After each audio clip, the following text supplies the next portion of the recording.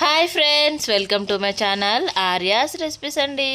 ఈరోజు మనం చాలా సింపుల్గా మటన్ కర్రీ చేసేసుకుందాము. చూడండి పీస్ అనేది ఎంత డెలిషియస్గా ఉందో కదా.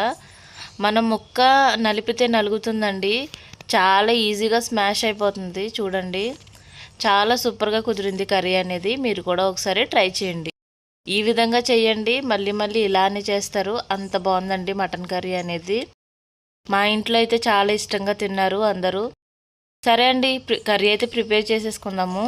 ముందుగా కడాయి పెట్టాను. అది విజిల్ కుక్కర్ తీసుకోవాలండి. మనం విజిల్ కుక్కర్ తీసుకుని స్టవ్ ఆన్ చేసి పెట్టేసుకోండి. ఇప్పుడు ఇందులోనే ఒక 7 టేబుల్ స్పూన్ ఆయిల్ అయితే వేసుకోండి. కర్రీకి ఆయిల్ అనేది పడుతుందండి, ఆయిల్ వల్ల ముక్క అనేది నలుగుతుంది. సో ఆయిల్ వేసేసుకున్న తర్వాత ఇందులోనే 2 పచ్చిమిర్చి నిలువుగా కట్ చేసుకుని వేసుకోండి.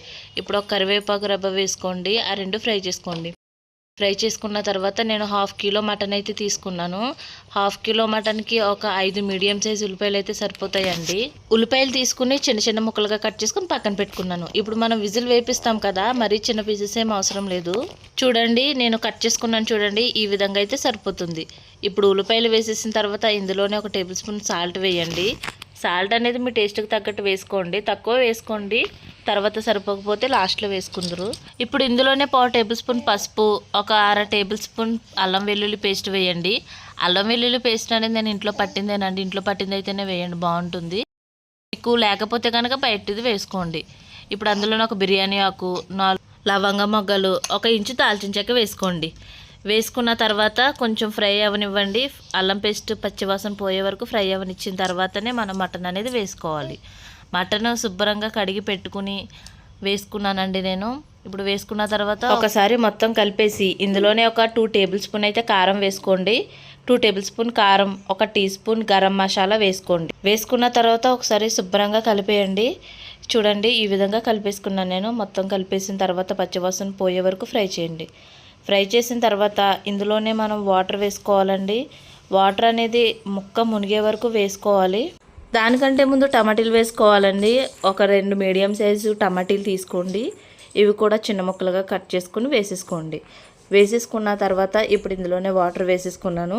పెద్ద గ్లాస్తో తీసుకున్నానండి. పెద్ద గ్లాస్తో 1 గ్లాస్ అయితే వాటర్ వేసాను. వాటర్ వేసిన తర్వాత ఒకసారి మొత్తం కలిపేసేయండి. ఇప్పుడు సిమ్ మీడియం ఫ్లేమ్లో పెట్టేసి ఒకసారి ఉడికించండి. 2 నిమిషాలు ఉడికించిన తర్వాత ఇప్పుడు సిమ్ హైలో పెట్టేయండి. హైలో పెట్టేసిన తర్వాత ఈ విధంగా ఉడుకుతుంది చూడండి. మెయిన్ మనకి మటన్ కర్రీలో విజిల్ అనేది ఎక్కువ వేయించాలండి. దానివల్ల పీస్ అనేది డెలిషియస్గా ఉంటుంది, చాలా బాగుంటుంది. మనం మసాలాలు అనేవి ముందు వేసేసామండి, దానివల్ల ముక్కకు పడుతుంది. పట్టడం వల్ల పీస్ అనేది టేస్టీగా ఉంటుంది, అలాగని తొందరగా ఉడికిపోతుందండి. నేను చెప్పినట్టు చేయండి, చాలా బాగా వస్తుంది. ఖచ్చితంగా ఇలానే ట్రై చేయండి. చూడండి ఈ విధంగా అయిన తర్వాత మనం విజిల్ పెట్టేసి ఒక 4 విజిల్ అయితే వేపించండి హైలో పెట్టేసి. ఇంకా మూత తీసి చూస్తే మన కర్రీ అనేది రెడీ అయిపోయిందండి. దీన్ని ఇంకొంచెం ఒక 5 నిమిషాలు మీడియం ఫ్లేమ్లో పెట్టేసి వాటర్ అంతా ఇంకిపోయే వరకు ఫ్రై చేయండి.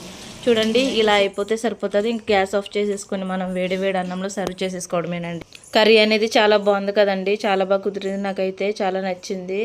టేస్ట్ అయితే ఎక్సలెంట్గా ఉందండి. పీస్ అనేది బాగా కుక్ అయింది.